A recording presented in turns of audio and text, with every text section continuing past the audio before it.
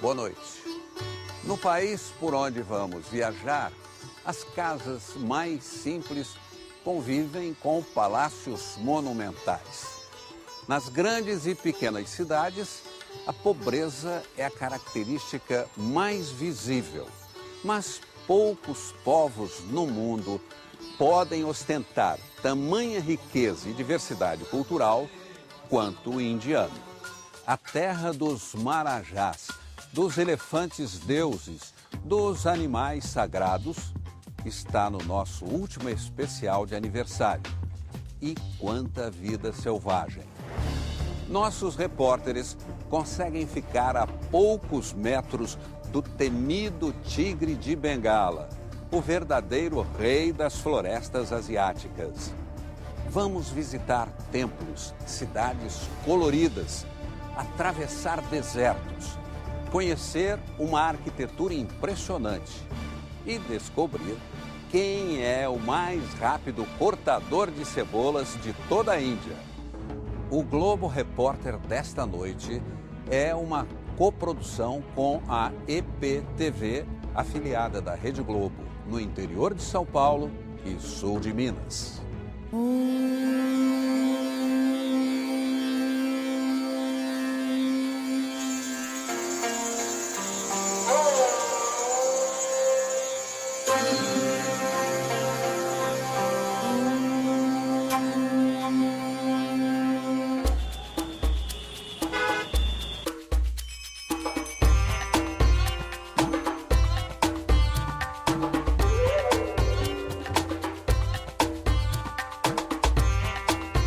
Antiga e moderna, pobre e cheia de ostentação, selvagem e superpovoada.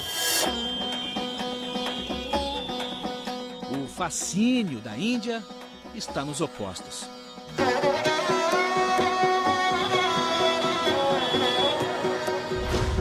É o segundo país mais populoso do mundo, 1 bilhão e 300 milhões de pessoas, quase 7 vezes mais que no Brasil. E toda essa gente vive numa área equivalente à região norte do nosso país. Por isso, algumas cidades têm esse caos urbano diário. Mas a Índia é um caminho de contrastes. 10% do território são formados por desertos, recantos de silêncio, onde o homem tem espaço para contemplação. E por que não? Um passeio de camelo. Bem-vindo à Índia, o país da diferença, onde a diversidade se multiplica como grãos de areia. O camelo é meio de transporte, na areia e no asfalto. O trânsito das cidades permite carga pesada, mais de 1 tonelada, e o motorista sobe de elevador.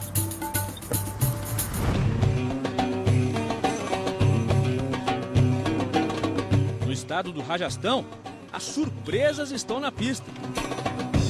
E o motorista tem que dar seus pulos.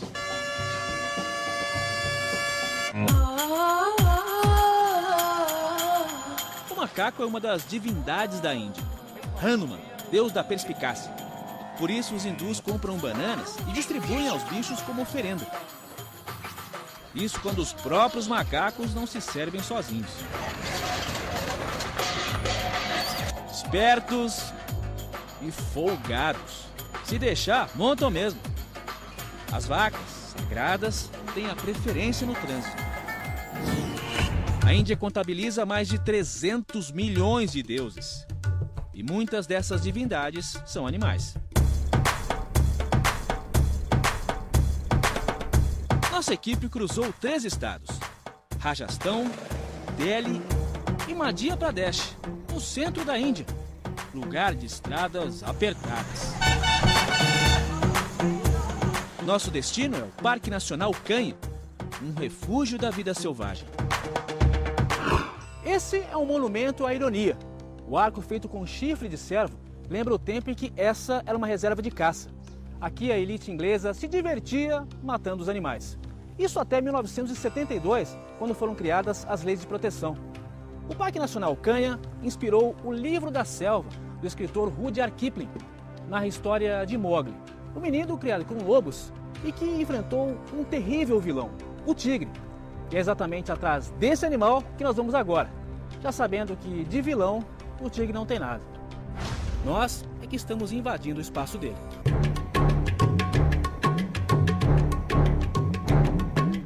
Nessa diversidade de ambientes vivem cerca de 100 tigres. E os guias seguem o rastro da fera.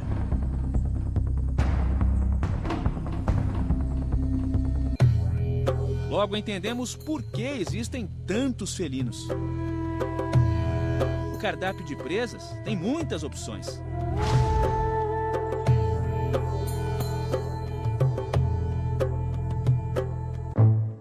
Só o chital, o cervo indiano, tem 35 mil exemplares. Os machos, com as galhadas, mantêm haréns com até 15 esposas. Para chamar a atenção da fêmea, o macho faz uma coroa com o mato, como se fosse o rei do pedaço. Os chitais vivem em parceria com os langures. Estão aos montes pelo chão, cheios de pose. Figuras simpáticas e serelepes. Lá do alto, avisam os amigos sobre o perigo. Com a sentinela atenta, o chacal não teve sucesso na caçada, mas já tinha se garantido no dia anterior. Essa turma animada é a do sambar, o maior cervo indiano com 2 metros de altura. Entre os antílopes, o black buck se destaca pelo tamanho dos chifres, tem mais de 1 metro. Nas áreas alagadas está o barazinga, bicho que se alimenta de plantas aquáticas. Existia aos milhares, mas quase foi extinto. E por aqui também tem bicho grande, peso pesado. Os elefantes, usados como meio de transporte pelos guardas florestais. São guiados com os pés. É o único animal com porte suficiente para intimidar os tigres. De acordo com as regras do parque, durante o safari a gente não pode descer do carro nem para fazer xixi. São apenas 2 paradas durante o dia, no café da manhã e no almoço. E a gente desce numa área considerada mais segura. O guia já está preparando a refeição aqui, tudo no improviso, em cima do capô. E eles garantem que nesse lugar a gente não corre o risco de virar almoço de tigre. A sobremesa é mais poeira nos 200 quilômetros de estradas do parque. Mas o tigre não facilita a nossa vida. Após um dia inteiro de procura, freada brusca, pertinho de uma fêmea. E pelo jeito ela não gostou.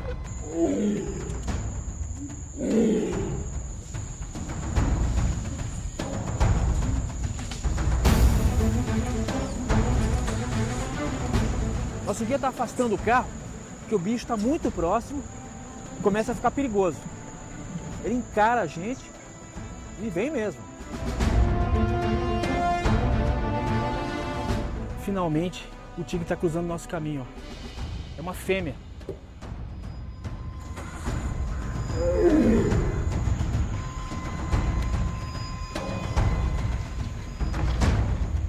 Agora ele entrou ali pela mata, a gente está aguardando para ver se ele volta. Ele ficou menos de 2, 3 metros da gente. O coração bate acelerado, a gente fica a 1000 por hora aqui. Ficamos de olho, mas nada do tigre voltar. Foi só o começo. São 4 dias madrugando nos safaris.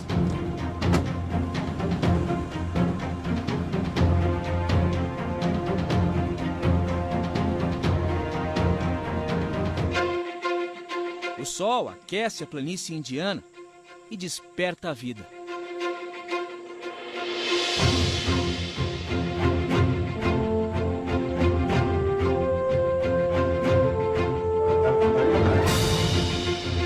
Com novidades na terra e no alto.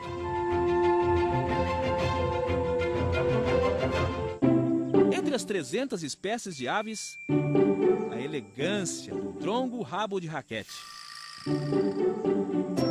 E as cores do kingfisher, uma das aves mais populares da Índia.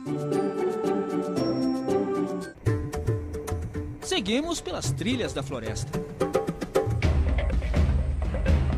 E a movimentação dos bichos dá o alerta. Os guias se agitam. Dessa vez, um macho surge diante de nossas lentes. Tem mais de 1 metro de altura e impõe respeito. Agora podemos ver os detalhes das patas que caminham para dentro. E por onde ele anda, demarca o território.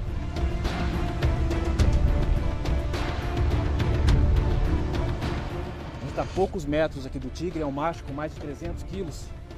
Olha que animal espetacular. Não é à toa que ele é o rei da floresta indiana.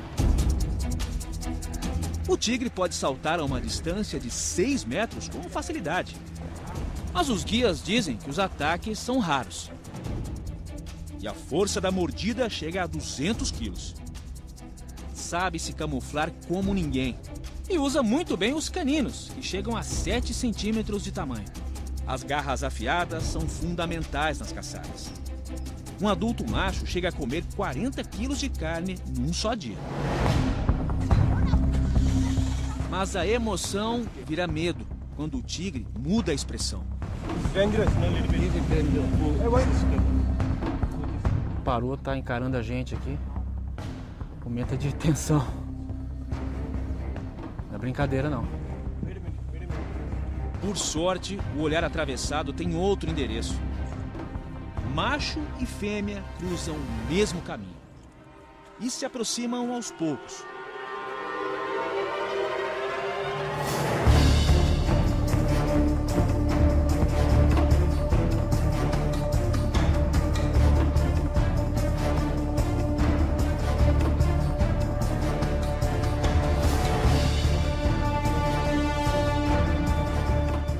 O macho e a fêmea estão se cheirando, se reconhecendo.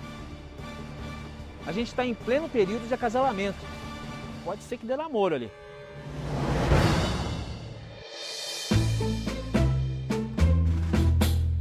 O galã investe, mas a dama se deita de lado. Tipo, hoje não, tô com dor de cabeça. O tigrão tenta mais uma vez e leva outro fora. Não deu namoro. Mas se ela tivesse no período fértil, seriam 60 vezes por dia, durante uma semana. A fêmea não quis acasalar porque tem filhotes ainda muito jovens. Só 10 ou 12 meses depois de ter os filhotes, ela está preparada para acasalar outra vez. Se ela ficar muito tempo namorando com o macho, os filhotes vão morrer sem comida.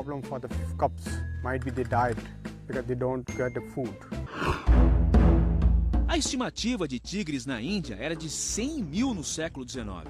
Caiu para 40 mil na década de 70. Hoje são 2.200, de acordo com o projeto Tigre do governo indiano. Foi fundado por Kailash Sankala, funcionário público de meio ambiente que tinha um tigre de estimação em casa. Hoje o neto dele trabalha numa ONG para a conservação dos bichos. A primeira lição que a mãe tigre dá ao seu filhote é que os humanos são os predadores, diz ele.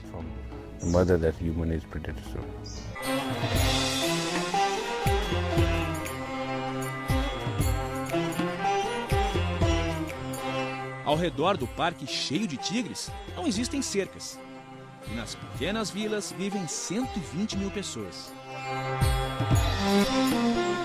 Alguns moradores fazem construções suspensas. Esse reclama que os tigres atacam o gado e o governo nem sempre dá a compensação.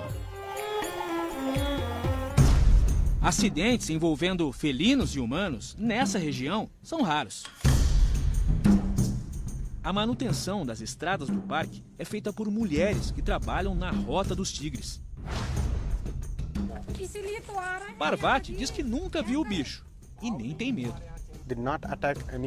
Os animais não atacam se não tiverem uma razão, a não ser que você perturbe, chegue muito perto, jogue uma pedra. Se você mantém uma certa distância, não terá problemas. Normalmente, se o tigre aparecer, vai te olhar e mudar o caminho. No país da diferença, homens e bichos tentam conviver em harmonia. cada um defendendo seu espaço.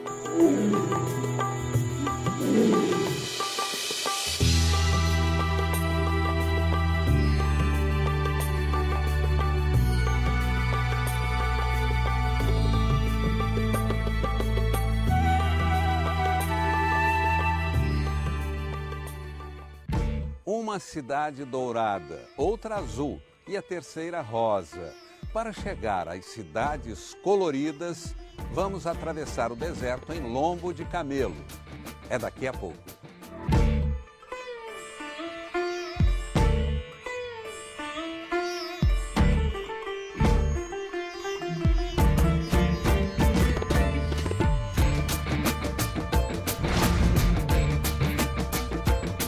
No oeste da Índia, um horizonte redesenhado ao sabor dos ventos.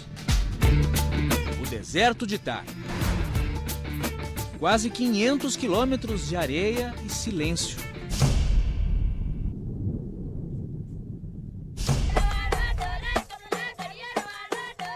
Só quebrado com os filhos do deserto. O povo San, conhecido pelas cores e enfeites. A menina de 7 anos se chama Durga, nome da deusa de vários braços que combate os demônios. Sob a luz do sol ou do fogo, as tribos mostram o ritmo e habilidades circenses.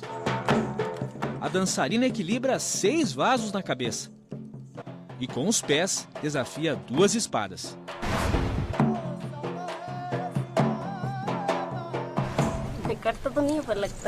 Lila diz que não se machuca porque já está acostumada. E claro, as lâminas não são afiadas. Na rota do deserto,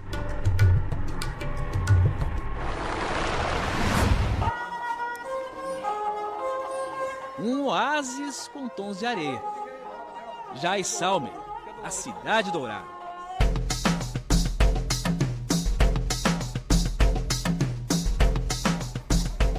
Foi fundada no ano 1156 por um Rajput, um guerreiro, segunda casta mais importante da Índia.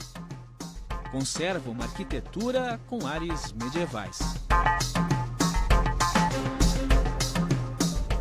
Há 9 séculos, Jaisalmer era uma importante rota da seda, mas hoje vive do turismo, graças às construções feitas com arenito dourado, material encontrado em grande quantidade por aqui. Esse é um dos poucos lugares do mundo onde parte da população vive dentro de uma fortaleza, a Gigante de Pedra. No alto da colina, a fortaleza é soberana. Erguida em pedra sobre pedra, a sentinela do templo preserva os canhões, templos e casas onde mora gente como o seu Noami. O senhor de 67 anos conta que várias gerações da família dele moraram aqui. E como é uma fortaleza, é muito seguro viver nesse lugar. 30% da população de Jaisalmer moram dentro do forte. E as pedras de arenito também viram arte. Davison leva 5 dias para esculpir os trabalhos feitos como na antiguidade. Assim, ele ajuda no orçamento da família. O menino de 13 anos fala o Marvari, um dos 400 dialetos da Índia, mas entende um pouquinho de inglês. Congratulations! Daniela! Daniela!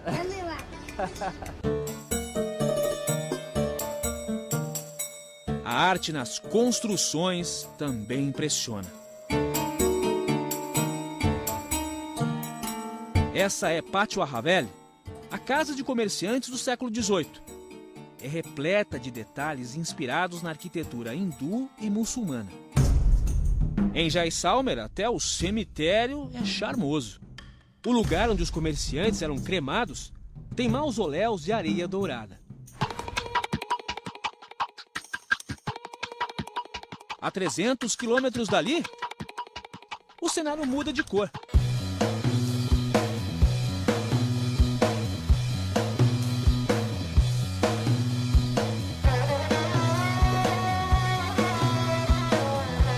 Na cidade de Jodhpur, tá tudo azul. Se usa cal e anil para pintar as casas porque nessa região faz muito calor.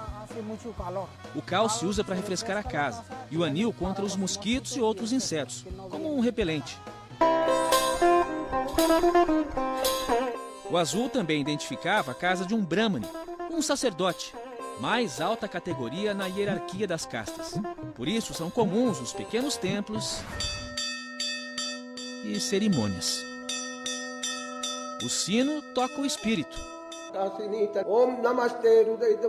Os sacerdotes passam uma mistura de leite, sândalo e ervas na testa. Durante 3 horas seguidas, repetem mantras. Dão iogurte com água do rio Ganges para Shiva, o deus da destruição e da transformação. Gopishkan Joshi explica que o ritual se chama Abhishek, o banho dos deuses. É feito toda segunda-feira. O ponto de encontro de Jodhpur é o Sardar Market, o mercado que lembra um camelódromo. Na praça, a herança do domínio britânico é um cartão postal, mas não é o único. A 120 metros de altura, o Monte Rochoso se confunde com o Forte Mehrangar.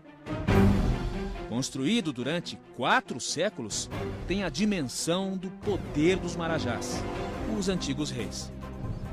É um complexo com vários palácios, tem que andar bastante. Aqui viveram 24 Marajás, cada um com seu estilo preferido de arquitetura. E dessa mistura estão o charme e também a imponência do lugar. O complexo tem arquitetura hindu e mogol, invasores muçulmanos. São vários palácios, onde viviam os Marajás e a família. Com toda a ostentação. Esse ambiente é decorado com 80 quilos de ouro maciço. O guia explica que é o Palácio das Flores, o lugar de entretenimento do Marajá. Aqui as dançarinas faziam apresentações para o rei e os convidados. As rainhas eram proibidas de entrar. O Marajá Takatsin, que viveu no século XVIII, se casou com 30 mulheres e tinha mais 31 concubinas, as extraoficiais. Para decidir quem iria passar a noite nos aposentos do Marajá, as mulheres participavam de jogos como ludo. O dono do harém teve 48 filhos e todos os descendentes viveram no forte. As esposas dos Marajás eram chamadas Maranes.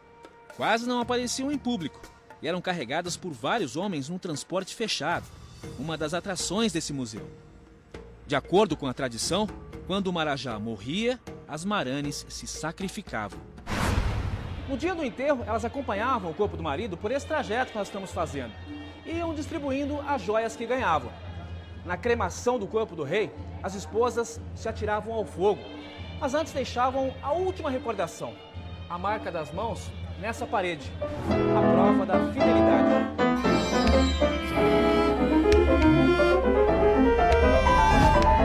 Na vizinha Jaipur está o Forte Amer, que são 7 quilômetros de muralhas.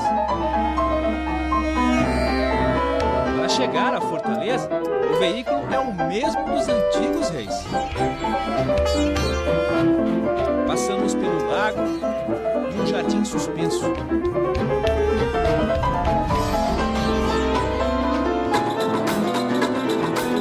Dentro do Forte Amer, mais verde muito bem cuidado, desde os tempos em que o Marajá fazia os passeios.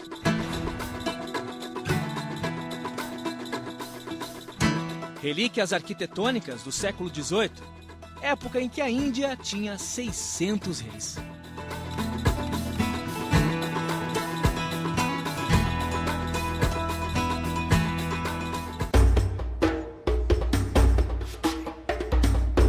Por toda Jaipur estão os mais conservados palácios da época dos Marajás.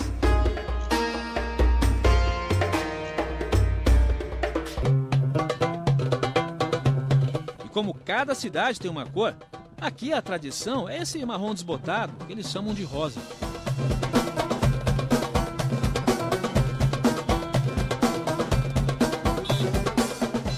A história desse lugar passa pelo domínio dos Marajás. A cidade rosa ficou assim por determinação do Raja Man Singh. Em 1876, ele recebeu a visita do príncipe de Gales e pintou todos os prédios da mesma cor para causar uma boa impressão. A esposa favorita do Marajá adorou o resultado e convenceu o marido a criar uma lei onde ninguém mais poderia mudar a cor dos prédios. Mais de 140 anos depois, a cidade rosa continua impressionando os visitantes. O Palácio dos Ventos é a construção mais icônica de Jaipur. Nas janelas cheias de furinhos, as mulheres dos Marajás acompanhavam o movimento das ruas, sem serem vistas.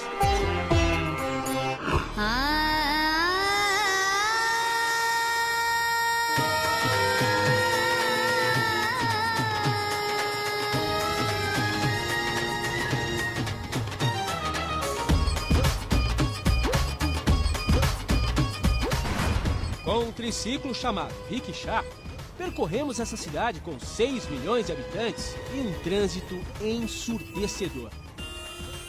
Mal educado é quem não buzina para alertar o outro.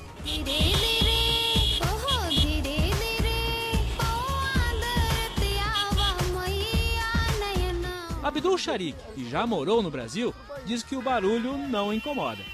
Nós estamos acostumados com isso, né? Como que acostuma com isso? Porque nós nasceu aqui e todo dia nós passeamos na rua e todo mundo buzinando. Quem acelera a economia de Jaipur é a produção de tapetes. Um trabalho artesanal e demorado. Cada peça leva até 4 meses para ficar pronta, mesmo com a rapidez na tecelagem. Os desenhos são marca registrada de cada família e atravessam gerações. Anshul faz parte da quinta. Mostra a coleção de tapetes feitos com seda, lã e pelo de camelo. As gravuras com flores são inspiração do hinduísmo. O preço dos tapetes começa com $200, mas vai muito além. $20,000? Yes. $20 mil um tapete? Yes. Ele está dizendo que tem tapete aqui de $20 mil. Anshul nos mostra a raridade. Está me dizendo aqui que esse tapete foi feito durante 18 anos por uma única pessoa. Ele é todo trabalhado aqui nos detalhes. Os desenhos representam as flores do deserto. E os detalhes também podem ser vistos no verso do tapete. A grande quantidade de nós é a prova de qualidade. On the wall? É uma obra de arte para ficar exposta na parede, como um quadro, e não no chão, diz o gerente. Nem os excêntricos marajás pisariam num tapete tão caro.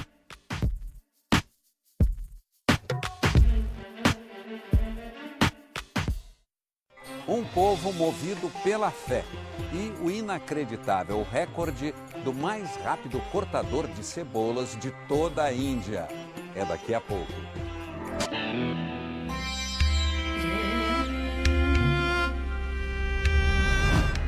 A fé move a Índia. Berço do budismo, jainismo, hinduísmo. Religiões ligadas à crença de karma e reencarnação. Mais de 80% da população é hindu, terceira maior religião do mundo.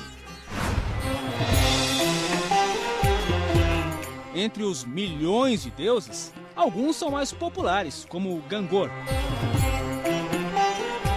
Gangor é a deusa para quem as mulheres solteiras fazem orações pedindo um noivo bonito e bem-sucedido. Quem não conseguiu nada com Santo Antônio no Brasil, pode tentar com ela, né? Quem sabe? A segunda maior religião é a muçulmana. Mesmo após a divisão com o Paquistão, para onde foi a maioria islâmica. A mesquita Jama Masjid, em Nova Delhi, é uma referência. Construída em 1656 pelo imperador mogol Shah Jahan, o mesmo do Taj Mahal, pode receber até 25 mil peregrinos. Só 3% da população indiana é adepta ao cristianismo.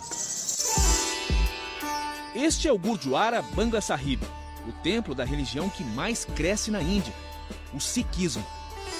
São 20 milhões de seguidores no país. Para entrar, é preciso cobrir a cabeça, purificar os pés e as mãos. A construção é revestida de mármore, prata e ouro. Mas o alicerce é a fé.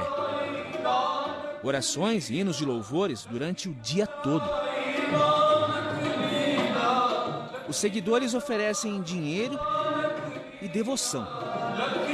Todos veneram o 11º guru do sikhismo, Granth Sahib. Mas se engana quem acha que é uma pessoa. O guru é um livro escrito por outros mestres. Guarda os ensinamentos da religião e prega a adoração a um único Deus. É reverenciado durante o dia e à noite dorme num espaço que também é sagrado para os Sikhs. Os discípulos são conhecidos pelos turbantes. 8 metros de tecido para esconder os cabelos. Jurra Singh diz que leva de 10 a 15 minutos para colocar o turbante. No sikhismo não se corta o cabelo nem a barba. Bebida alcoólica e cigarros são proibidos. Homens e mulheres usam uma pulseira de prata e o kirpan, uma espada ou punhal. Do lado de fora do templo está o Sarovar, o lago de água sagrada. No século XVII, Delhi enfrentou grandes epidemias de cólera e varíola. E segundo os seguidores do sikhismo, nessa região havia uma fonte, onde quem se banhava ou tomava da água alcançava o milagre da cura. Na década de 70 foi construída essa enorme piscina, que virou o ponto de peregrinação dos devotos. De acordo com a religião, quem se molha aqui lava o corpo e também a alma. Essa família é hindu, mas frequenta o templo Sikh.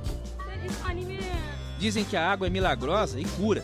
Eu sou hindu, mas também creio nisso. Afinal, o sikhismo nasceu do hinduísmo, diz Anjali. No restaurante Sikh, enormes tachos preparam alimento para mais de 2.000 pessoas todos os dias. Trabalho feito por voluntários. Como Amar Singh, cortador de cebola mais rápido da Índia. Está me dizendo aqui que ele cortou só hoje 80 quilos de cebola. Também com essa rapidez toda, né? A gente está com o timer aqui para ver quantas cebolas ele corta aqui, em quanto tempo. Tem 1, 2, 3, 4, 5, 6, 7, 8, 9, 10, 11, 12 cebolas. Tem 12 cebolas, vamos ver em quanto tempo ele corta. Vou marcar aqui. Ready? Ok.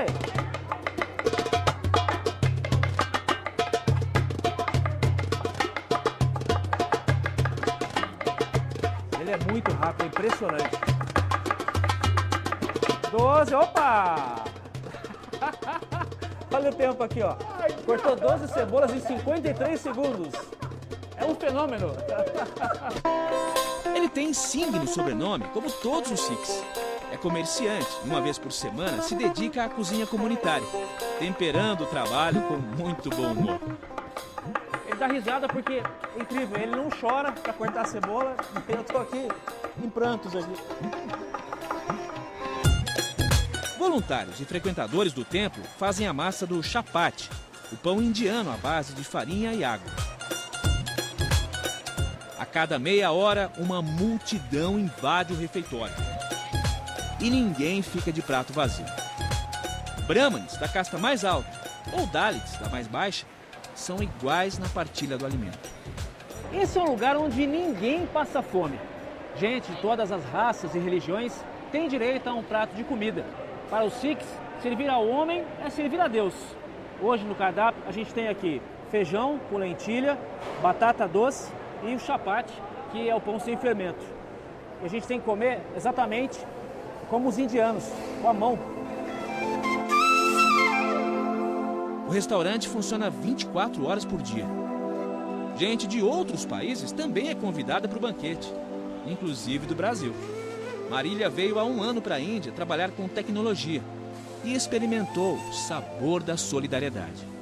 Num país como a Índia, é um dos poucos lugares que você vê igualdade. Tem as castas, tem as religiões, tem a diferença de línguas e aqui dentro eles não fazem nenhuma diferença. É um pedacinho de paz assim, que a gente tem às vezes.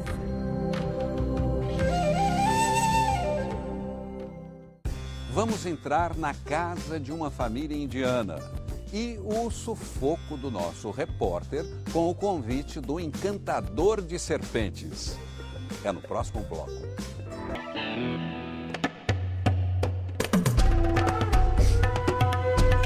Nos últimos anos, a economia cresceu, mas a pobreza não diminuiu na Índia. Saneamento básico e água tratada são um privilégio de uma minoria. 70% da população vivem em áreas rurais pobres, algumas com técnicas rudimentares de agricultura. Nessa casa do povo Gondi, em Madhya Pradesh, moram 8 pessoas. Nas panelas, só lentilha e arroz doado pelo governo. Uma das filhas do casal pagou Onti, de 18